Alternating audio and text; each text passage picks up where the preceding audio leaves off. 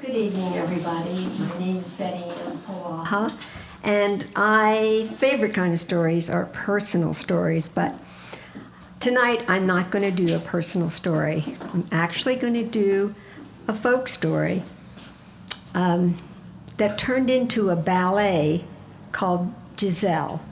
Is anyone familiar with that ballet? Good. It was springtime in the Rhineland, and the peasants had just finished taking in the crop.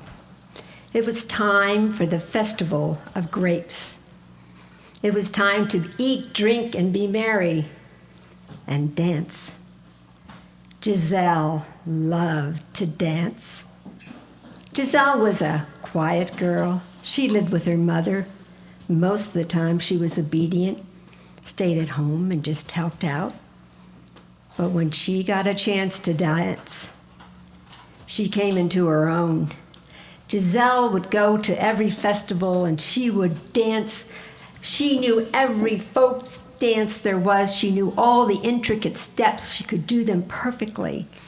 When she danced, other people stopped and just watched.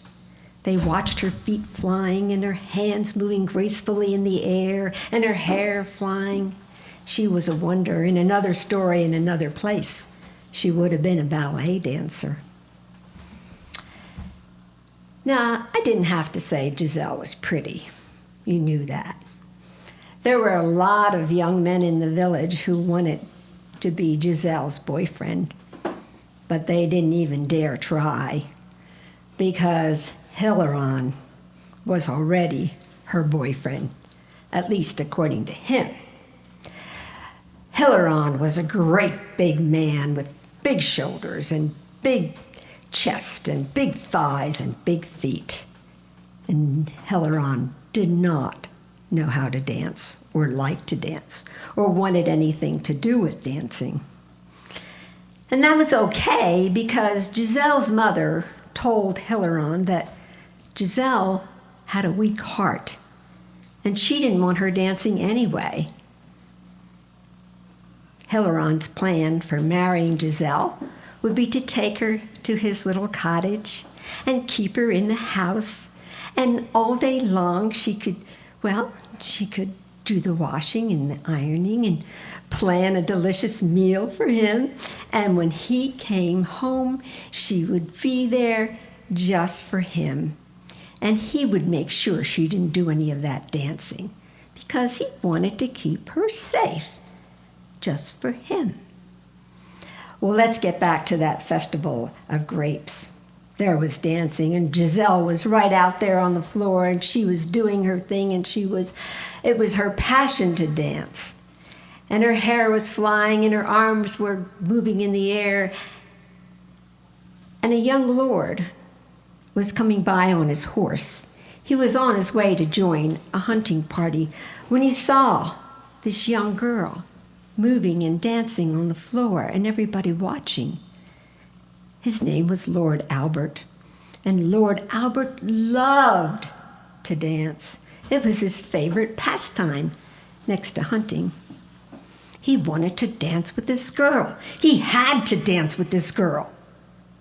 But there were kind of a little bit of impediments there. You know, he was a lord and she was a peasant. That was hard to get past.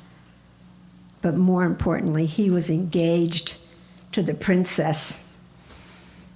I don't think the king would have liked to see his future son-in-law dancing with peasants. But he was not to be denied. After all, he was Lord Albert. He got his squire, and they went off in the woods and made a plan. The squire went and got him some peasant clothes.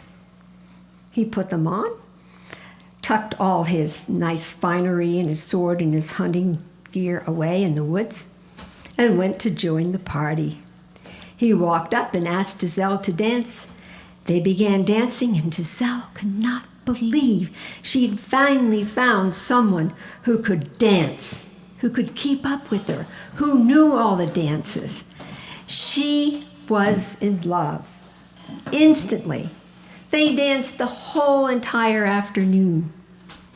And when they finally stopped, Hilarion came over to Giselle and said, "What are you doing? You don't even know this man. You don't even know his name." She said, "Yes, I do. His name is Bertie. He's an itinerant grape picker." "You should be more careful, Giselle. You should not dance with just anybody. You should be careful." She refused to listen.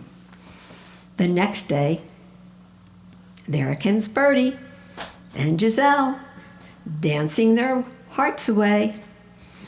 Well, word reached the festival that the hunting party, the very same hunting party that Lord Albert was supposed to be going to meet, the one that had the princess in it, was coming to the festival because the nobles, they wanted a chance to try out some of the wine and the grapes and the food, watch the dancing. When Lord Albert heard that they were coming, Bertie made a quick exit. The hunting party arrived. They feasted on the local food. They drank the wine. They watched the dancing. And Giselle was being her nice, polite self. She waited on them. She danced. She talked with them. The princess was so impressed with Giselle's generosity that she actually gave her a bracelet. Then the hunting party left, and Bertie came back, and Giselle and Bertie were dancing again. But Hilarion, he hadn't wasted any time. He had followed Bertie when he went to the woods. So he went back to the woods and found Bertie's camp. He found Bertie's clothes, his hunting horn. And he knew that this man was no peasant. He gathered it all up and proceeded to come back to the dance, broke in on the dance and said, "Here, this all belongs to you. You're no peasant. You lied to us." And Bertie said, "No, I didn't. No, I didn't." Hilarion took the hunting horn and he blew into it as loud as he could. Off in the distance, the hunting party heard the horn. They said, "Lord Albert's in trouble. We got to go back." They turned around and sped back to the festival. When they showed up, Bertie had no choice but to introduce the princess as his betrothed. Giselle began to get angry for the first time in her life. She was furious. She didn't know what to do with all this emotion. This man had lied to her. She did what she always did. She started dancing. But now she was dancing like a whirling dervish. Her feet were flying, her hands were going. The music orchestra couldn't even keep up with her. And she danced and she danced and she danced until she dropped dead on the floor.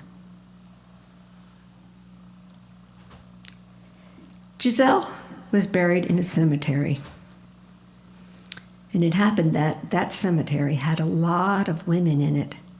Women who had been lied to, women who had been deserted, women who had been left at the altar, women who had been cheated on, and they were angry too.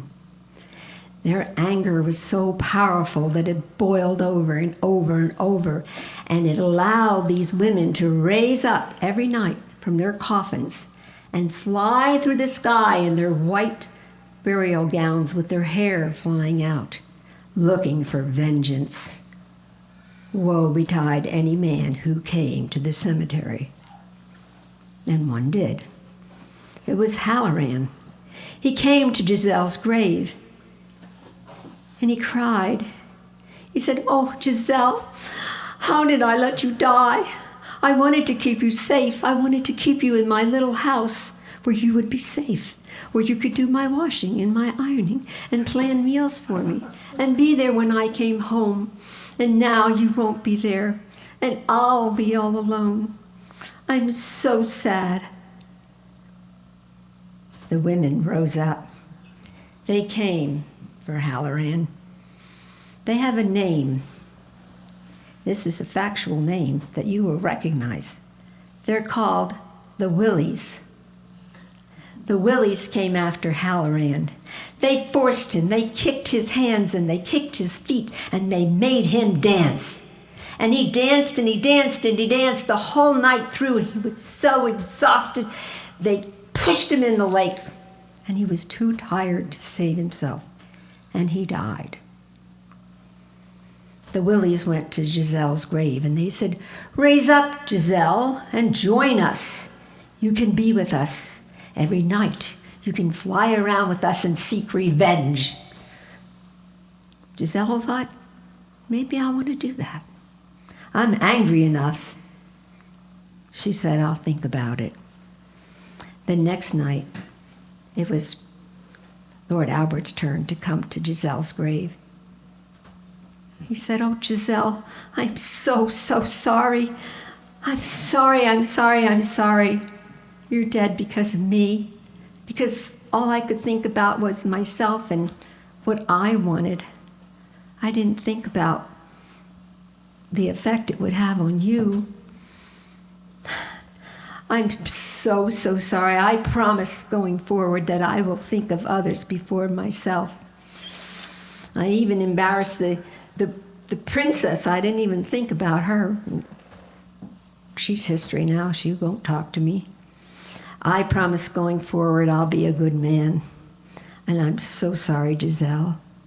And just then the Willies came. They rose in the sky with their white dresses flowing around them, and they said, "Giselle, Giselle, come up and join us. We'll get him. We'll get our revenge."